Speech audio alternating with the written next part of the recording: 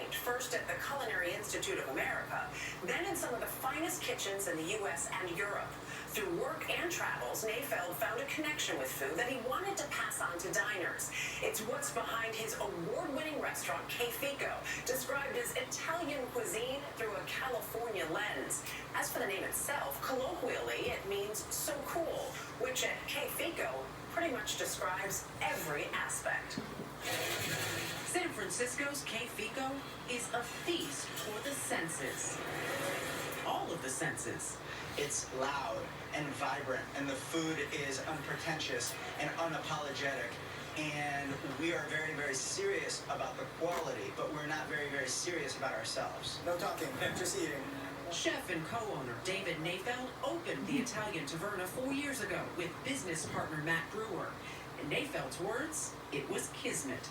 The second that I walked in this former auto body shop, and the skylights were beaming through, and I saw the vaulted ceilings, and I saw the big sign with the arrow on it, I got chills down my spine, and I felt like for the first time I said, this is really where my restaurant needs to be. I need to be here.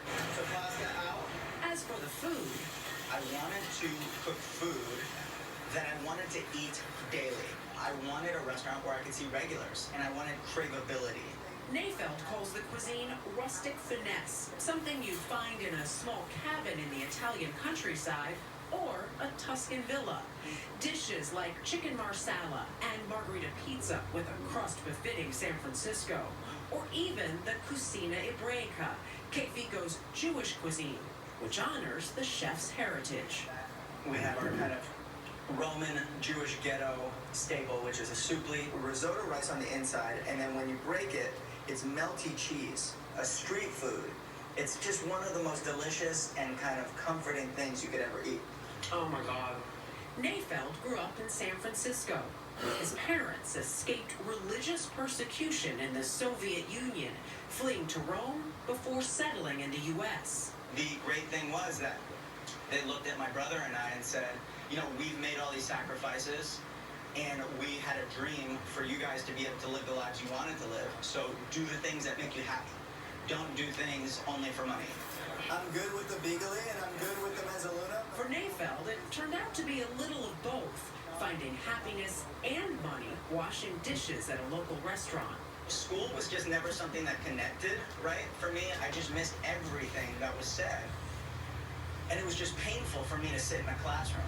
The second I walked into a kitchen, I was pointed at a stack of pots and pans, grease everywhere, soap suds coming over the edge of the dish pit, and I just felt it. I felt like I was in my place. I understood what was going on, and it just made sense from that moment. He says ADHD was what made traditional school so difficult, but when he got to culinary school, everything changed. I had never done well in math. I had never done well in geography, never done well in science. The second that you applied any of those things with the filter of food, wine, and hospitality, all of a sudden my mind was able to pick it up. From the Culinary Institute of America, Nayfeld began to build a resume few can match, working in world-renowned kitchens like Nobu, 11 Madison Park, and The Mansion. Among the things he learned, refinement, an eye for excellence, and an unwillingness to compromise on excellence and on integrity. The manifestation was Che Fico, where Nayfeld says he found his true voice as a chef, creating connection by using seasonal and market-driven foods, like the sun-gold tomato and San Francisco Bay anchovy salad, or a simple small melon plate with olive oil, basil, and mint. They sing together, it's harmonious, and I think that that's the key to our cuisine, really, is this idea of finding finesse. The sweet corn trangoli, another perfect example. Pureed sweet corn inside handmade pasta, topped with corn, chanterelle mushrooms, and chives. I love this. This, to me, this is summer flavors.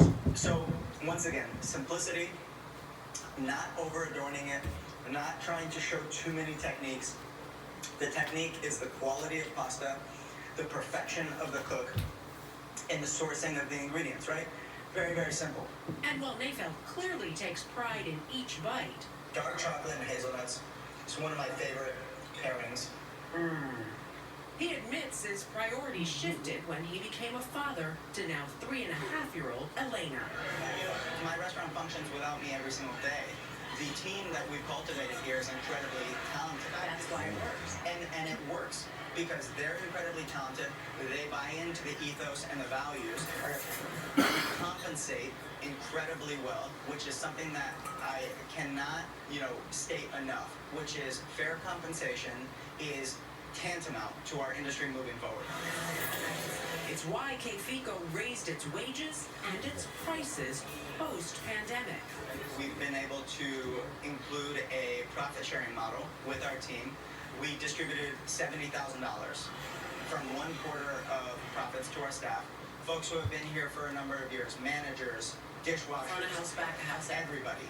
What we're doing is we are really creating a space for people to come, to learn, and to have security in themselves and in their lives, and not feel like they have to sacrifice every shred of human dignity in order to just be here. What do you hope somebody who comes in here just to dine walks away with? Simply put, I just want people to enjoy the moment, right? And I want you to order something that makes you happy. I don't necessarily need people to be batted over the head with the fact that we roll every sheet of pasta by hand and we make ragu over 12 hours and that we put 36-month Parmigiano Reggiano on it. Those are all things that we know for our own satisfaction of our craft, of our métier. The guests should just know that they love it and that they're enjoying it, and that's all. And he's doing all these things in his restaurant, but also fighting for other restaurants and those in the food service industry to start to make some of this more normal, those wages, the increased wages, so that this doesn't have to be about only the privileged or you can't afford to do this job. What was so interesting, he said that his employees bought into the ethos and values, and that's what makes this incredible team. What seemed to be evident with him and with so many others doing well post-pandemic is that they bought in to their staff. That's right. That's exactly it. You have to pay them more because there's so many opportunities for them. I mean, it's so difficult for every restaurant now to still to find work. Exactly. A dry Negroni cheers to K-Fico.